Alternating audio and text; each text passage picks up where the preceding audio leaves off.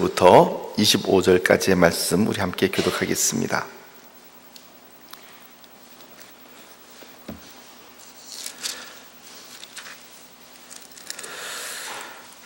사사기 7장 15절에서부터 25절까지의 말씀 한 절씩 교독하겠습니다. 제가 먼저 읽겠습니다. 기드온이 그 꿈과 해몽하는 말을 듣고 경배하며 이스라엘 진영으로 돌아와 이르되 일어나라, 여호와께서 미디안과 그 모든 진영을 너희 손에 넘겨주셨느니라 하고 300명을 세대로 나누어 각 손에 나팔과 빈 항아리를 들리고 항아리 안에는 횃불을 감추게 하고 그들에게 이르되 너희는 나만 보고 내가 하는 대로 하되 내가 그 진영 근처에 이르러서 내가 하는 대로 너희도 그리하여 나와 나를 따르는 자가 다 나팔을 불거든 너희도 모든 진영 주위에서 나팔을 불며 이르기를 여호와를 위하라, 기드온을 위하라 하라 하니라. 기드온과 그와 함께한 100명이 이경초에 진영 근처에 이른즉 바로 파수꾼들을 교대한 때라. 그들이 나팔을 불며 손에 가졌던 항아리를 부수니라. 세대가 나팔을 불며 항아리를 부수고 왼손에 횃불을 들고 오른손에 나팔을 들어 불며 외쳐 이르되 여호와와 기드온의 칼이다 하고 각기 제자리에 서서 그 진영을 에워싸매 그 온 진영의 군사들이 뛰고 부르짖으며 도망하였는데 300명이 나팔을 불 때에 여호와께서 그 온 진영에서 친굿길이 칼로 치게 하심으로 적군이 도망하여 스레라의 베시다에 이르고 또 다밧에 가까운 아벨무홀라의 경계에 이르렀으며 이스라엘 사람들은 납달리와 아셀과 온 므낫세에서부터 부름을 받고 미디안을 추격하였더라. 기드온이 사자들을 보내어 에브라임 온 산지로 두루 다니게 하며 이르기를 내려와서 미디안을 치고 그들을 앞질러 벳바라와 요단강에 이르는 수로를 점령하라 하매 이에 에브라임 사람들이 다 모여 벳바라와 요단강에 이르는 수로를 점령하고 함께 읽습니다. 또 미디안의 두방백 오렙과 스앱을 사로잡아 오렙은 오렙 바위에서 죽이고 스앱은 스앱 포도주 틀에서 죽이고 미디안을 추격하였고 오렙과 스앱의 머리를 요단강 건너편에서 기드온에게 가져왔더라. 아멘.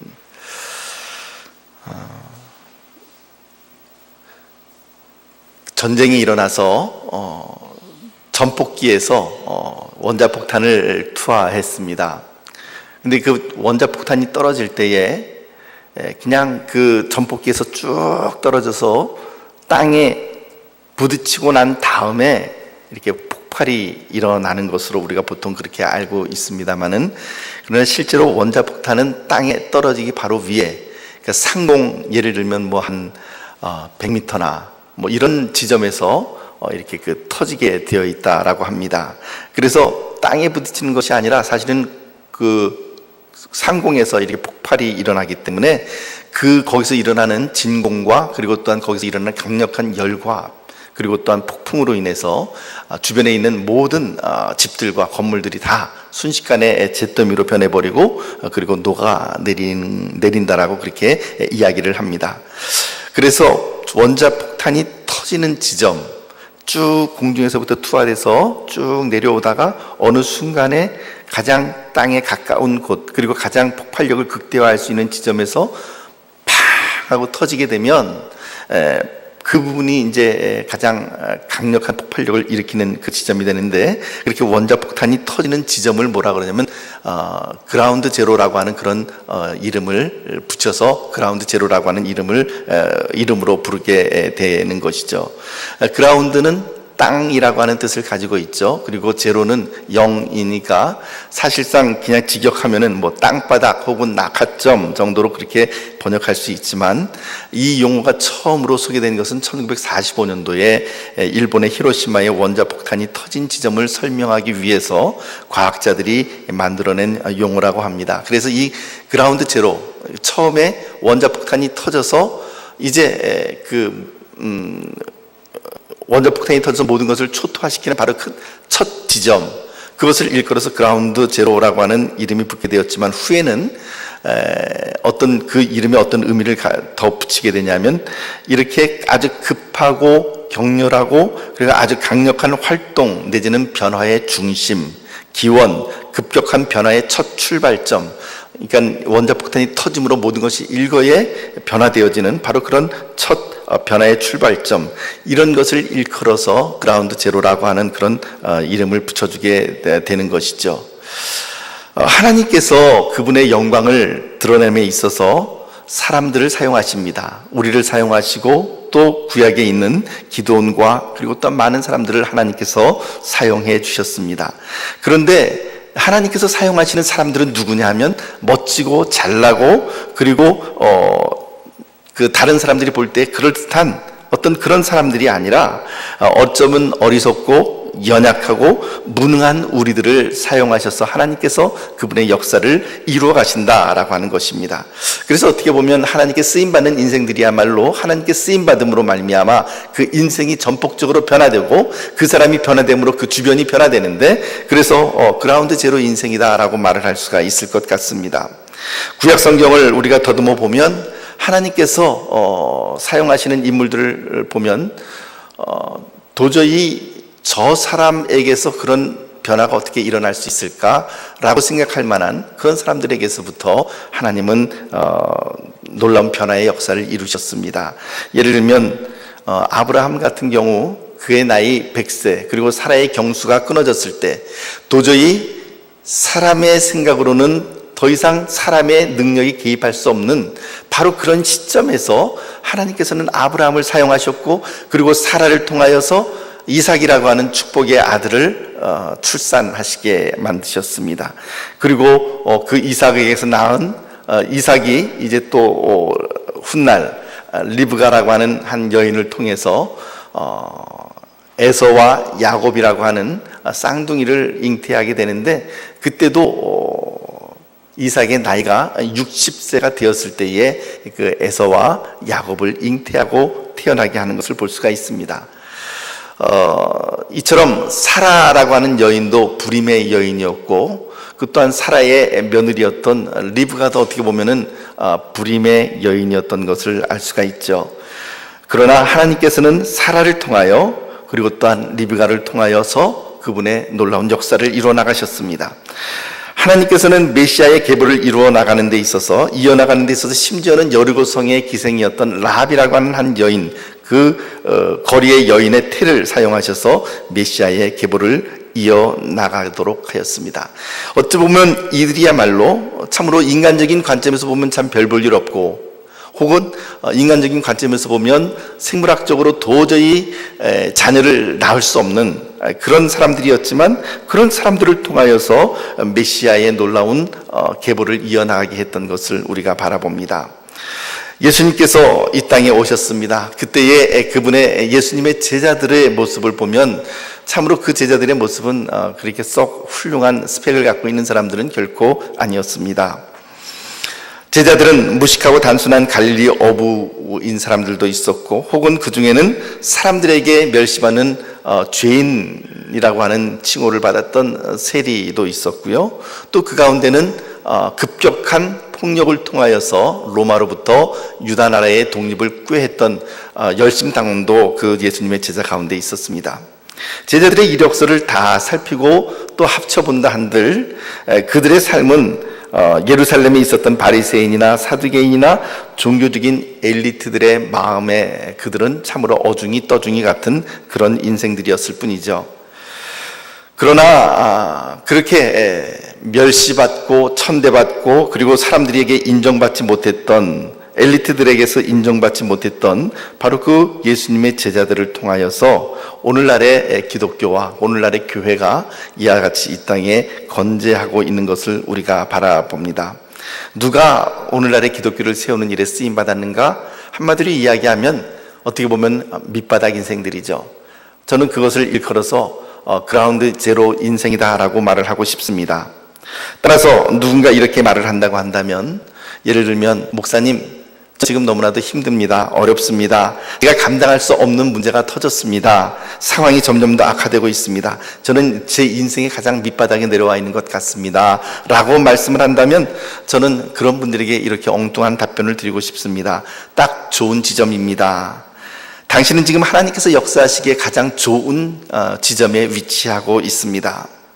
물론 지금 그 위치에서 그분이 많은 피를 흘리고 있고 또 굉장히 많은 고통을 당하고 있지만, 그러나 분명한 사실은 하나님께서 바로 그 사람의 가장 낮은 자리, 낙하점, 어떻게 보면 땅바닥과도 같은 그 그라운드 지로, 거기에서 하나님께서 역사하시고 하나님께서 일하시는, 바로 그 치환할 수 있는 가장 좋은 장소가 바로 그분의 가장 낮아진 바로 그 자리라고, 그 자리가 될 수 있다라고 하는 것을 말씀을 드리고 싶은 것입니다.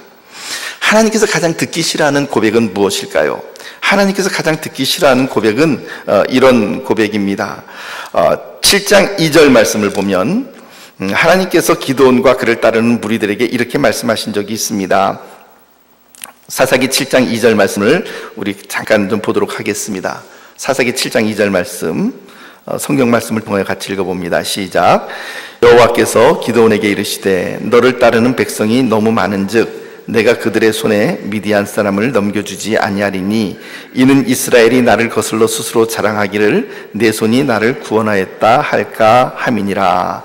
그러니까 하나님께서 가장 싫어하시고 하나님께서 원치 아니하시는 고백은 무엇이냐 하면 내가 했다라고 하는 이 말은 하나님께서 제일 싫어하는 고백이다라고 하는 것입니다. 자, 그럼 다시 원래대로 돌아가 보죠. 왜 사라를 선택하셨습니까? 왜 리브가를 선택하셨습니까? 왜 기생 라합을 선택하셨습니까?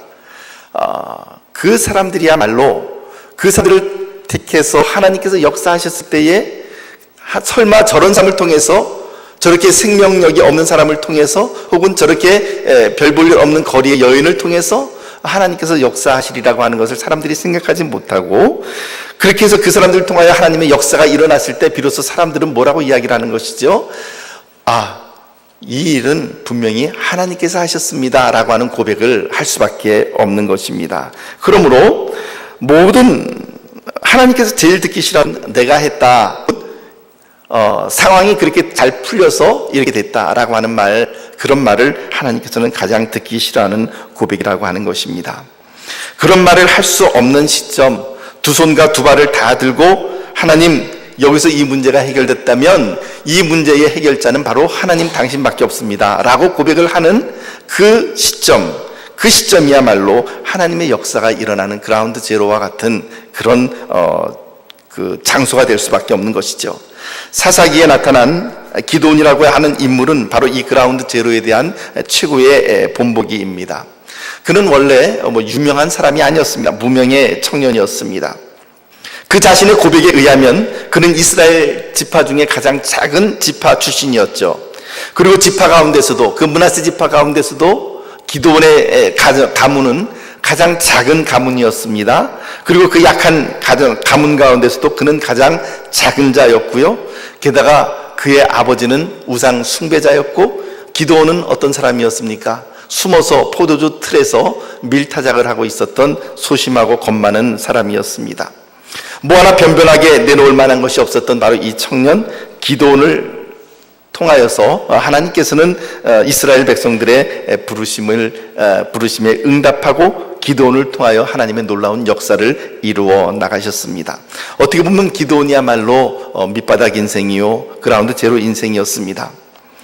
그러나 그렇게 겁 많고 갈등하고 고민했던 기드온의 모습에게서 이제는 확신이 넘치는 이스라엘 사사로서의 모습이, 그리고 멋진 면모가 드러나게 됩니다. 15절 말씀 우리 함께 읽어보도록 하겠습니다. 15절 말씀 시작. 기드온이 그 꿈과 해몽하는 말을 듣고 경배하며 이스라엘 진영으로 돌아와 이르되 일어나라, 여호와께서 미디안과 그 모든 진영을 너희 손에 넘겨주셨느니라 하고.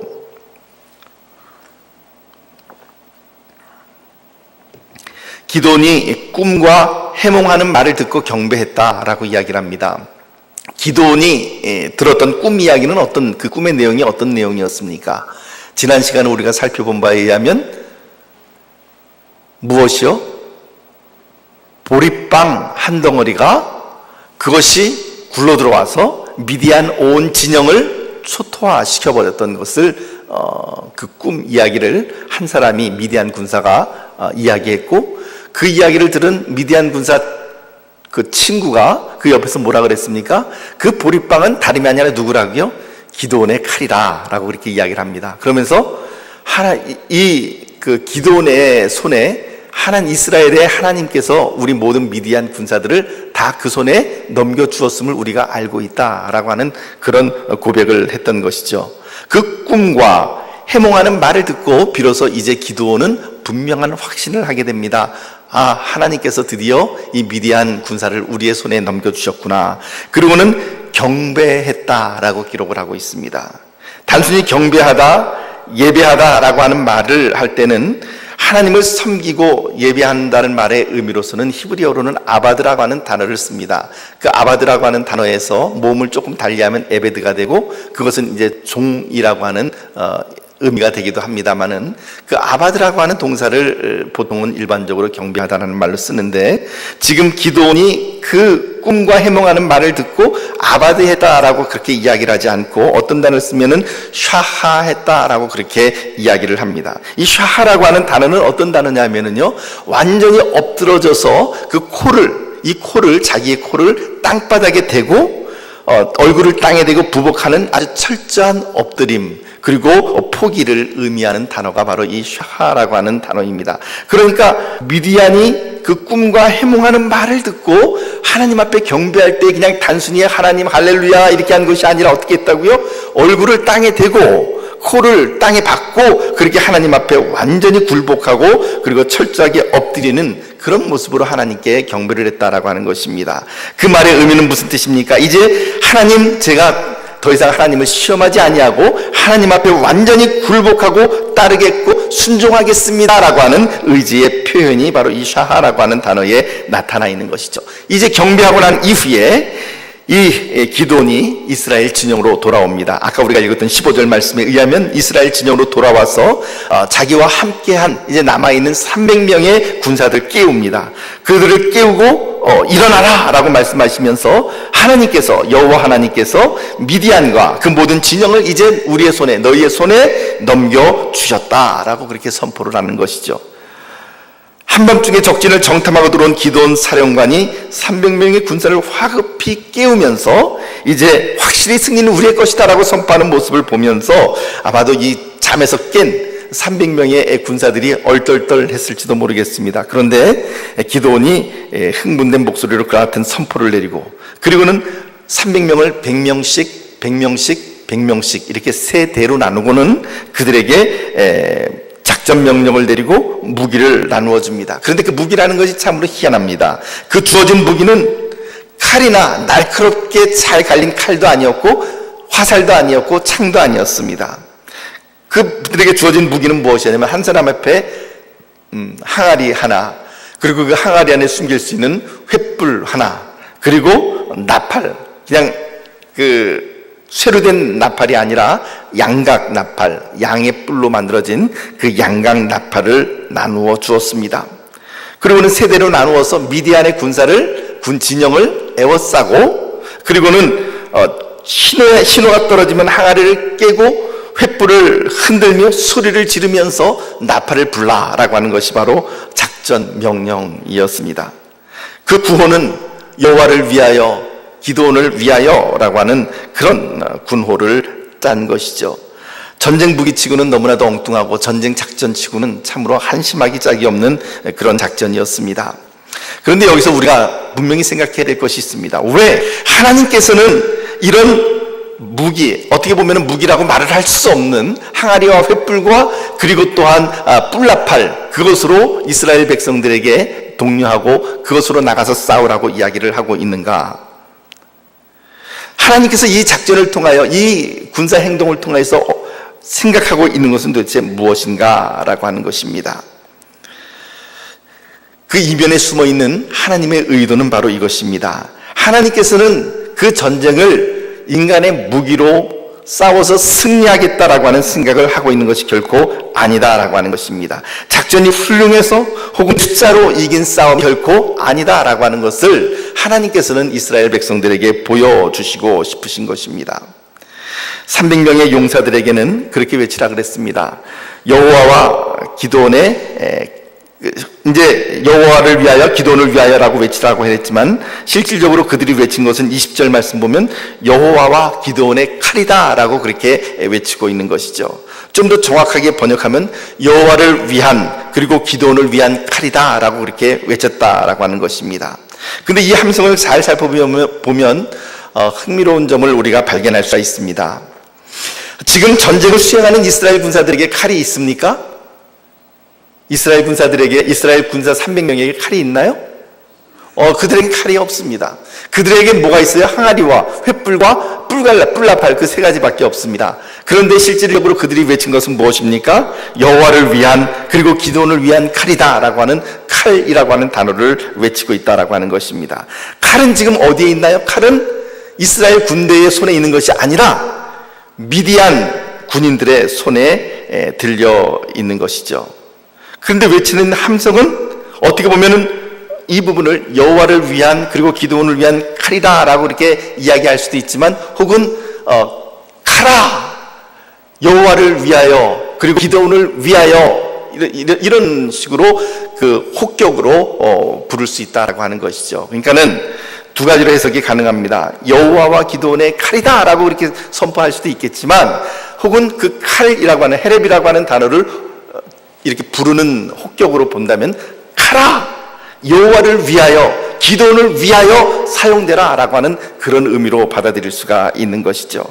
여호와와 기도원을 위하여 사용되라, 여호와와 기도원을 위하여 쓰임을 받으라 라고 그렇게 외칠 수 있는 것입니다.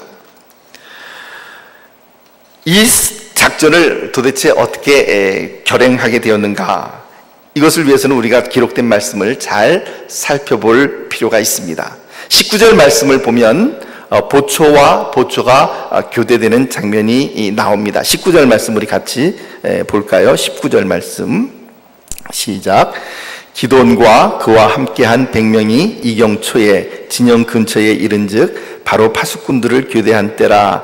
그들이 나팔을 불며 손에 가졌던 항아리를 부수니라. 이제부터 우리가 한번 이 광경을 머릿속으로 한번 잘 연상하고 그림을 한번 그려보기를 원합니다. 지금 우리가 어떤 거대한 연극 세트 위에 연극장에 지금 와 있다라고 생각을 하시고 지금 우리의 눈앞에는 어떤 무대가 펼쳐져 있냐면 하룻샘 곁에 있는 이스라엘 진영이 저쪽에 있고 또 그 반대편에 모래산 앞에 이제 그 미디안과 동방 사람들 그리고 아말렉의 거대한 13만 5천 명이 진진 두 개의 진영이 서로 마주보고 있습니다. 때는 시간은 이미 이경초, 그러니까 우리나라 시간으로는 한 밤 12시 가까이 되었겠죠. 아주 캄캄한 달도 그리고 또한 별도 없는 아주 캄캄한 밤입니다. 그 당시에 전기불이 없었던 때니까 해가 떨어지고 나면 금방 온 세상은 캄캄해지죠. 보초를 쓰는 사람들의 손에 들려있는 그 횃불 정도만 이렇게 중간중간에 이렇게 켜져서 그 진영을 밝혀주고 있는 그런 상황 가운데였고요.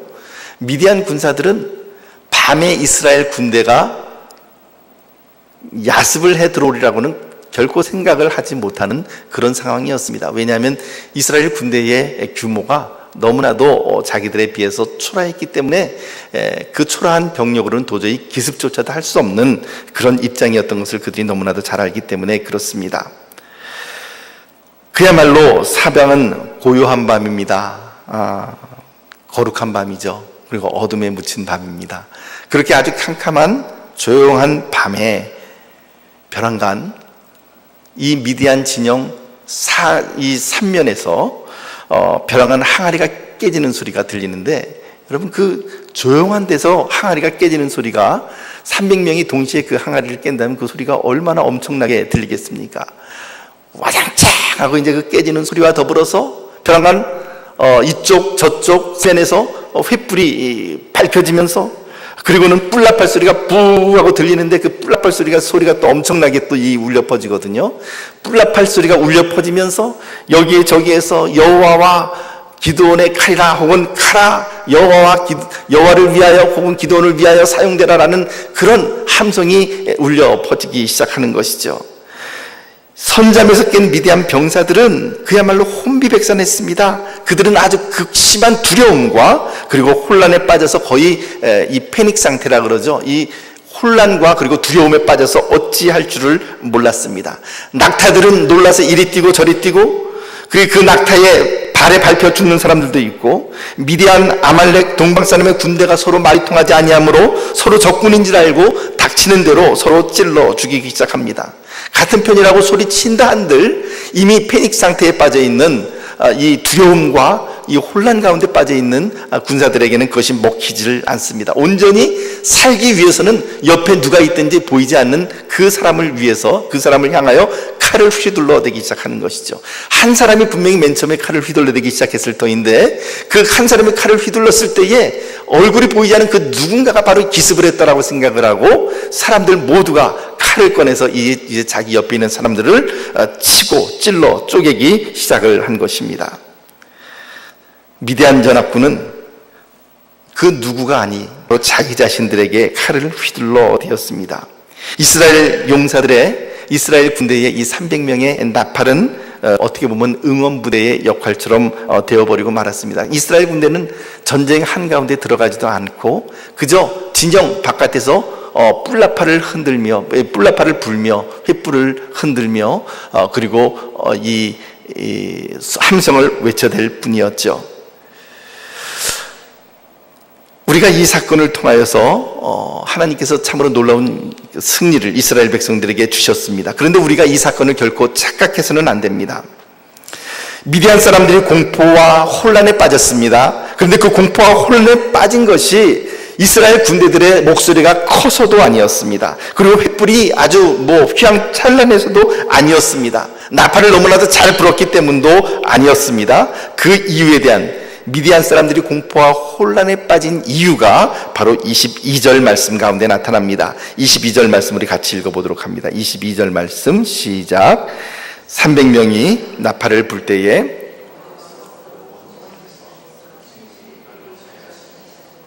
적군이 도망하여 스레라의 베시다에 이르고, 거기까지만 읽도록 하겠습니다. 하나님께서 미디안 군대의 칼이 여호와의 칼이 되게 만들어 버리신 것이죠. 칼을 가지고 있던 자들은 미디안 군사들이었지만 이스라엘 군사에게는 칼이라고 하는 것조차도 없었지만, 그러나 미디안 진영에 있는 모든 칼들이 기드온의 칼이 되어버리고 하나님을 위하여 사용되는 그런 칼이 되어버리고 만 것입니다. 달리 이야기하면 무슨 말입니까? 즉 이스라엘을 치러 올라왔던 그 모든 적군들의 칼이 자기 스스로를 멸망시키게 하는 칼이 되어버리고 말았다라고 하는 것입니다. 저는 이런 놀라운 하나님의 은혜의 역사가 이 말씀을 함께 나누고 또 이 하나님의 말씀 가운데서 우리도 이와 같이 기도원과 같이 쓰임받기를 원하는 우리 모든 성도님들의 삶 가운데에 이런 놀라운 승리의 역사가 일어나기를 축복합니다. 우리를 치러 혹은 여러분들을 치러 오는 적군들의 칼이 이제 스스로 자기 자신들을 치게 되는 그런 놀라운 역사가 일어나게 되는 것입니다. 이 일로 인해서 혼이 쏙 빠진 미디안 진영은 혼비백산에서 도망하기 시작했습니다. 기드온이 이제 모든 이스라엘 백성들을 동원합니다. 그리고 에브라임 지파와 므낫세 지파를 동원해서 이제 그들을 치고 그 수탕 작전을 벌이기 시작하는 것이죠. 본 전쟁을 수행함에 있어서 전쟁에 굉장히 혁혁한 전과를 세우는 에브라임 지파 사람들의 모습을 보면 7장 25절 말씀 가운데 오늘 우리들에게 이렇게 증언을 해주고 있습니다. 7장 25절 말씀 우리 같이 읽어보도록 하겠습니다. 시작. 또 미디안의 두 방백 오렙과 스앱을 사로잡아 오렙은 바위에서 죽이고 스앱은 스앱 포도주 틀에서 죽이고 미디안을 추격하였고 오렙과 스앱의 머리를 요단강 건너편에서 기드온에게 가져왔더라. 25절 우리가 읽은 말씀 보면 오렙은 오렙 바위에서 죽였다라고 이야기를 합니다. 오렙이라고 하는 말의 의미는 까마귀라고 하는 그런 뜻을 가지고 있죠. 스앱이라고 하는 이름은 즈앱인데 그 즈앱, 히브리어는 즈앱이라고 이제 발언을 하는데 그 즈앱이라고 하는 의미는 늑대, 이리를 뜻하는 그런 단어가 됩니다. 그러니까 아마도 이 오렙이라고 하는 이름을 가지고 있는, 까마귀라고 하는 이름을 가지고 있는 사람은 굉장히 어떤 지략에 좀 능한 사람이었을지도 모르겠고요. 그리고 이 스앱, 즉 늑대라는 이름을 가지고 있는 이 스앱이라고 하는 장수는 굉장히 용맹했던 그런 장수인 것 같기도 합니다.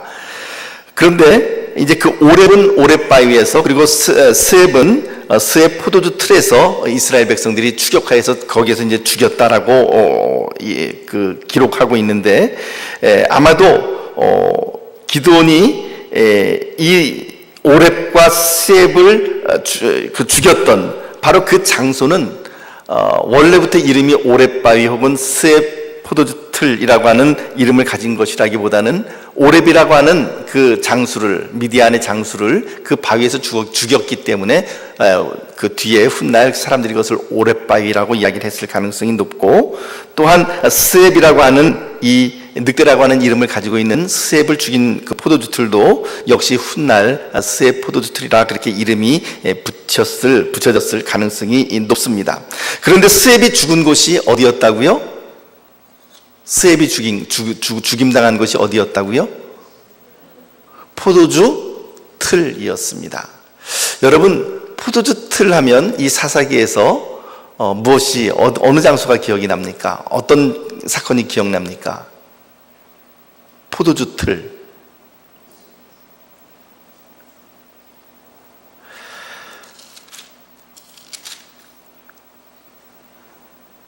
육 장 말씀을 보면은요, 6장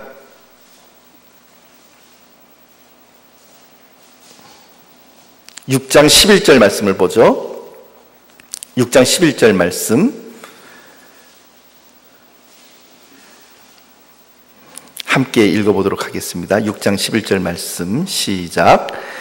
여호와의 사자가 아비에셀 사람 요아스에게 속한 오브라에 이르러 상수리 나무 아래에 앉으니라. 마침 요아스의 아들 기드온이 미디안 사람에게 알리지 아니하려 하여 밀을 포도주 틀에서 타작하더니. 자, 기드온이 하나님 앞에 처음으로 쓰임받기 위해서 발탁되는 장면이 어디에서 나타나죠? 어디에서요? 포도주 틀에서요. 근데 그 포도주 틀에서 기드온이 했던 일이 무엇이었습니까? 밀타작.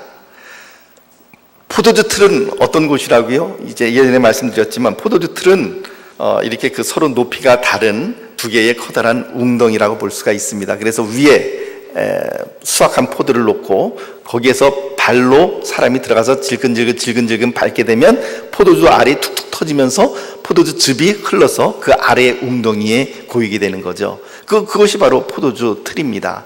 그런데 지금 이 포도주 틀에서 기드온이 숨어서 밀타작을 하고 있었습니다. 그러니까 포도주 틀은 포도주를 만들기 위한, 포도즙을 짜내기 위한 어떤 그런 장소이지 밀타작을 하는 장소는 아니었죠. 그런데 거기에서 밀타작을 했던 기드온의 모습을 보여주면서 왜 기드온이 거기서 밀타작을 했다 그럽니까? 11절 말씀, 우리가 읽은 말씀 보면은 기드온이 미디안 사람에게 알리지 아니하려 하여 밀을 포도주 틀에서 타작했다라고 그렇게 기록을 합니다.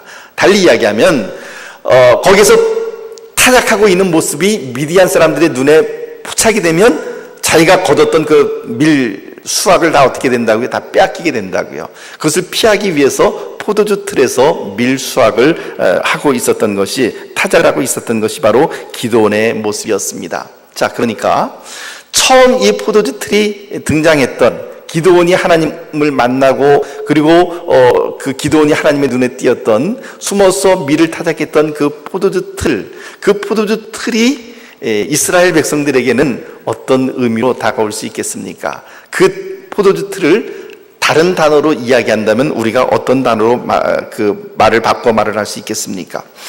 기드온이 처음 숨어서 그 밀타작을 했던 그 포도주 틀은 예를 들면 두려움이었습니다. 미디안 군사들을 두려워하는 두려움이었고요.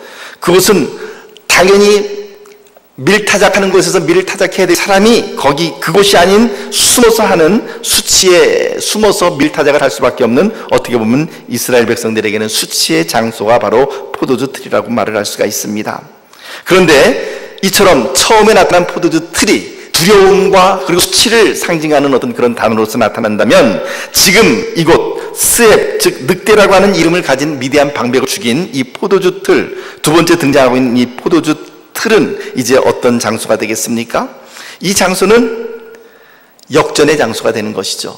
맨 처음에 분명히 숨어서 밀타작을 했던 그 수치의 장소가 이제는 변하여서 승리의 장소가 되고, 그리고 수치가 아니라 수치가 변하여서 기쁨의 장소가 되는 것이고, 두려움이 변하여서 이제는 하나님 앞에 감사를 드릴 수 있는 감사의 장소가 되는 것임을 우리들에게 보여줍니다. 그래서 지금 이 사사기 7장에 나타나 있는 포도주 틀은 역사가 역전되었다라고 하는 것을 극적으로 보여주는 그런 장소가 되는 것이죠. 오늘 우리들의 삶 가운데서도 그런 것이 있지 않습니까? 우리들의 삶을 가만히 살펴보면 우리들에게 때로 눈물이 있는 그런 어려움이 있습니다. 또 때로는 우리의 삶 가운데 다른 사람들에게 보여주고 싶지 않은 그런 수치스러운 그런 장면이 있습니다. 다른 사람들에게 차마 내놓지 못할 나 자신의 어떤 두려움의 어떤 그런 장소가 있을 수 있습니다. 그런데 하나님께서는 그 수치와 그 두려움의 장소를 어떻게 변화시킨다고요? 그 동일한 곳에서 하나님께서는 그 사람에게 새로운 승리를 주시는 장소가 되고, 그리고 또한 하나님께서는 그 수치를 다해서 기쁨이 되게 하시고 놀라운 역전을 이루어 나가시는 그런 장소가 된다라고 하는 것입니다. 눈물을 흘렸던 거기에서 새로운 웃음이 피어나게 되고, 두려워하던 그곳에서 이제는 담대함이 피어나오는 바로 그런 장소로 만들어주시는 것이죠. 사무엘상 말씀을 보게 되면 우리가 잘 알고 있는 에벤 에셀이라고 하는 장소가 나타납니다. 근데 이 에벤 에셀이라고 하는 장소가 이스라엘 백성들이 온 미스바에 다 모여서 금식하고 하나님 앞에 회개하며 모였을 때에 블레셋 군사들이 이스라엘 백성들이 다 모여있는 것을 보고는 그들을 치러 올라옵니다. 그런데 그 당시에 블레셋 군대가 쳐들어온다라고 하는 그 소식을 듣는 이스라엘 백성들의 마음 가운데 굉장한 공포와 두려움이 임해져. 그때 사무엘 선지자가 했던 게 무엇입니까? 하나님 앞에 번제를 드립니다. 그리고 하나님 앞에 계속 기도하고 하나님을 찬양하고 경배를 드립니다. 그때 블레셋 군대가 가까이 왔을 때에 하나님께서 큰 우레를 블레셋 군대에 보내시고, 그리고는 블레셋 군대들이 거기서 패배를 하고 그리고 도망가는 모습이 나타납니다. 그들을 쫓아가서 이스라엘 백성들이 블레셋 군사를 치고, 그리고 거기에 세웠던 돌 기념비가 무엇이라고요? 에벤 에셀이었습니다. 그런데 이런 에벤 에셀의 승리의 장소이지만 그 승리의 장소가 원래 승리의 장소가 아니었습니다. 바로 그 에벤 에셀이라고 하는 그 장소는 어떤 곳이냐면 바로 그 앞에 사무엘상 그 앞부분을 보게 되면 그 장소는 어떤 장소였냐면 이스라엘 백성들이 하나님의 법궤를 빼앗겼던 장소고, 그리고 거기에서 패배했던 장소고, 그 엘리 대제사장의 아들이었던 홈니와 비나스가 죽임당하고, 그리고 이스라엘 백성들이 철저하게 패배를 당했던 그런 장소가 바로 에벤 에셀이었습니다. 근데 하나님은 어떻게 해요? 그 에벤 에셀을, 패배의 장소를 이제 하나님께 나아가서 경배하고 하나님 앞에 나와 예배를 드리는 순간 그 장소를 하나님께서는 승리의 장소로 바꿔주시는 것이죠. 사랑하는 성도 여러분, 우리의 승리는 오직 하나님 한 분에게 있는 것을 믿으시기를 바랍니다. 하나님을 의지하고 하나님께 나아가는 그 사람, 하나님을 의지하고 나가는 그 사람에게 그 눈물의 장소가 변하여서 기쁨의 장소로 만들어주시는 분이 하나님이십니다. 슬픔의 옷을 입었던 사람에게 기쁨의 옷을 입혀주시는 분이 바로 하나님이시고, 그리고 죄를 뒤집어 쓰고 회개하던 그 장소에서 이제 하나님께서 놀라운 찬송의 화관으로 우리들을 입혀주시는 바로 그분이 우리 하나님이십니다. 그래서 하나님은 바로 우리가 패배했던 그 자리, 수치를 당했던 그 자리에서 다시금 일어나게 하시는 분이십니다. 그 장소에서 눈물 흘렸던 그 장소에서 웃게 만드시는 분이 바로 우리 하나님이십니다. 오늘 이 포도주 틀이라고 하는 단어가 우리들에게 주는 의미가 바로 그것이라고 생각을 합니다. 사랑하는 성도 여러분, 저와 여러분들에게 있는 포도주 틀이 있을 수 있습니다. 그런데 그 포도주 틀로 인하여서 마음 상하고 그것을 인하여 좌절하고 낙담하지 마십시오.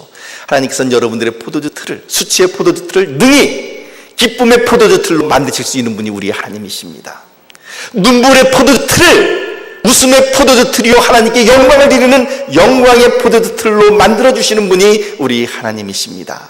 숨어서 몰래 밀타작을 하던 두려움과 수치의 그 포도주 틀을 변하여서 이제는 미디안의 장수, 그것도 용맹한 늑대 혹은 일이라고 하는 이름이 붙어 있는 그런 적군의 장수를 처형할 수 있도록 만들어주신 장소가 바로, 승리의 장소가 바로 포도주 틀입니다.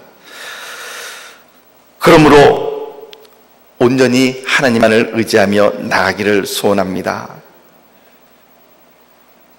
우리가 이 땅에 살면서 반드시 기억하고 지켜야 할 것들이 있습니다.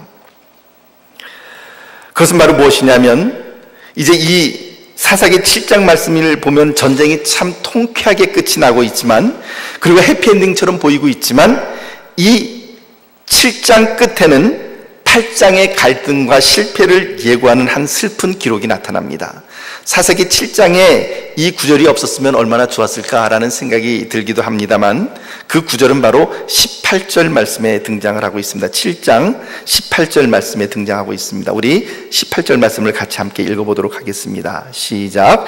나와 나를 따르는 자가 다 나팔을 불거든 너희도 모든 진영 주위에서 나팔을 불며 이르기를 여호와를 위하라, 기드온을 위하라 하라 하니라. 지금 기드온이 이스라엘 백성들에게, 이스라엘 군사들에게 작전 지시를 하고 있는 내용이죠. 20절 말씀에도 이와 유사한 말이 나타납니다. 20절 말씀 보면 이제 실행하는 부분에 있어서 세대가 나팔을 불며 하늘을 부수고 왼손에 횃불을 들고 오른손에 나팔을 들어 불며 외쳐 이르되 여호와와 기드온의 칼이다 라고 그렇게 외치고 있는 것을 볼 수가 있습니다. 여러분, 이 전쟁은 누구의 전쟁이었습니까? 이스라엘 군사들의 전쟁이었습니까? 그거 아니라고 지난주에 말씀을 드렸습니다.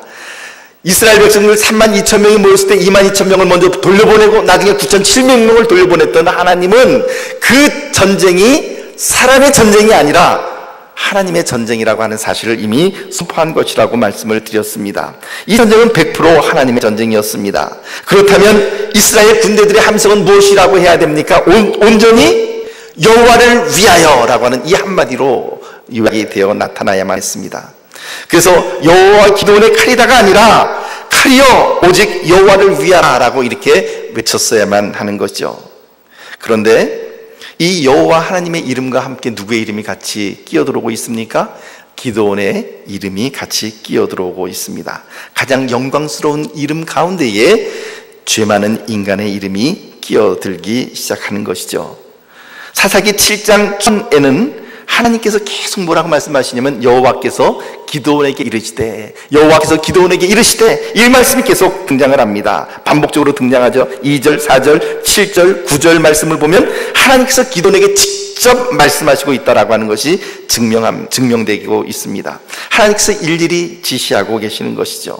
그런데요, 여호와 기드온을 위한 칼이다 혹은 칼이여 여호와와 기드온을 위하라 라고 외치고 승리한 이후의 기록에는요, 하나님께서 기드온에게 지시하셨다라고 하는 기록이 나타나지 않습니다.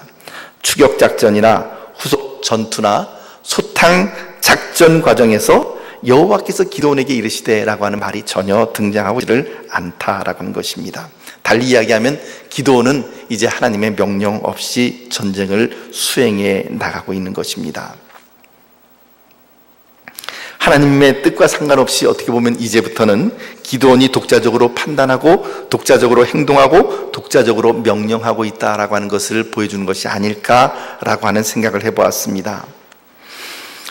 칼빈이 종교개혁을 할 때 내걸었던 말이 있습니다. 그 표제어는 이것이었습니다. 솔리 데오 글로리아, 오직 하나님께 영광.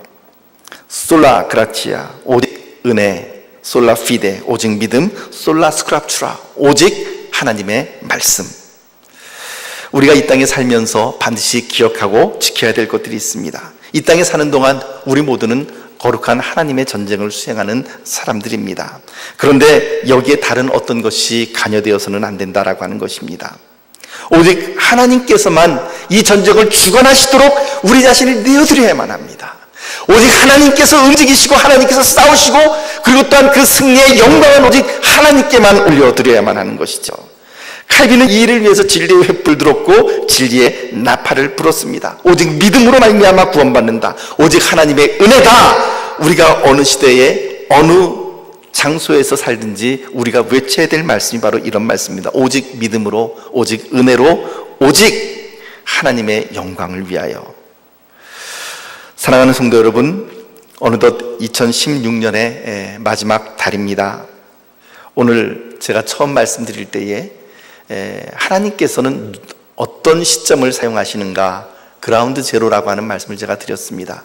원자폭탄이 저 높은 1만 미터, 2만 미터 상공에서 터지는 것이 아니라 그것이 쭉 밑바닥으로 내려와서 이제 거의 땅에 닿을 그 시점, 상공, 땅에서부터 약 한 상공, 정확한 위치는 제가 모르겠습니다만 예를 들면 100m 지점이든지 그 지점에서 팡 하고 터질 때에 그 원자폭탄의 위력이 가장 극대화되고 그 파괴력이 높아지는 바로 그 시점에서 터지게 되는 바로 그 지점을 일컬어서 그라운드 제로, 즉 가장 어떻게 보면 원자폭탄의 입장에서 놓고 보면은 가장 밑바닥까지 내려왔을 때에 그것이 터지는 것이죠. 저는 우리들의 인생 가운데서도 분명히 그런 그라운드 제로와 같은 시점이 있으리라고 생각을 합니다. 가장 밑바닥으로 내려왔을 때 내가 더 이상 나를 주관할 수 없고, 예를 들면 기드온 같은 경우는 300명의 용사만 남겨두었을 때에 분명히 그의 입에서 나올 수 있는 고백은 무엇입니까? 하나님, 이제는 이것으로는 13만 5천 명을 칠 수가 없습니다. 이제는 전략이고 무엇이고 더 이상 그런 것이 있을 수가 없습니다. 이제는 하나님 당신 뜻대로 구워 먹든지 삶아 먹든지 이제 주님 뜻대로 하십시오. 그 말밖에 나오지 않을 바로 그 시점이죠. 그 시점이 바로 그라운드 제로가 된 것입니다. 내가 그라운드 제로에 도착하면 비로소 하나님의 능력의 원자폭탄이 터지기 시작합니다. 거기서부터 모든 것이 변화되는 것이죠. 사랑하는 성도 여러분, 내 힘으로 할 수 없습니다. 내 능력으로 승리하는 것이 아닙니다. 오직 하나님의 능력이 우리를 통하여 나타나야 되는데, 그 하나님의 놀라운 능력이 언제 터지는가? 그라운드 제로, 즉 하나님, 이제 더 이상 제가 할 수 있는 일이 아무것도 없습니다. 주님께서 하실 차례입니다 라고 고백할 때 거기서부터 놀라운 하나님의 능력이 원자폭탄이 터지듯이 그렇게 터져 나오는 것이죠. 거기서부터 모든 것이 변화되고 거기서부터 새로운 출발이 시작되는 것입니다. 내 힘으로부터 시작되는 것이 아니라 오직 하나님으로부터 시작되는 놀라운 능력. 혹 우리들 가운데에 그처럼 눈물 나고 더 이상 하나님 내가 할 수 있는 일이 없어요 라고 고백하는 바로 그 그라운드 제로라고 한다면, 그 시점이 바로 하나님께서 이제부터 여러분들을 통하여 역사하실 수 있는 놀라운 시점이 되는 것입니다. 지금이야말로 우리가 하나님을 붙들어야 될 때이고, 지금이야말로 우리가 주님 앞에 나가 기도해야 될 때이고, 그때에 그렇게 낮은 마음으로 주님 앞에 나아갈 때에, 그라운드 제로로 나아갈 때에 하나님의 놀라운 능력은 저와 여러분들을 통하여 놀랍게 팽창되고 놀랍게 터지고, 하나님의 놀라운 기적의 역사는 이제 승리의 역사로서 수치와 그리고 또한 두려움의 장소, 그 포도주 트였던 그곳이 이제 승리와 그리고 또한 기쁨의 장소로 변화되는 놀라운 일들을 하나님께서 역사하실 줄 믿습니다. 그렇게 놀랍게 하나님 앞에 나가시는 귀한 주의 백성들 되시기를 예수님의 이름으로 축복합니다. 우리 함께 기도하겠습니다. 하나님 아버지,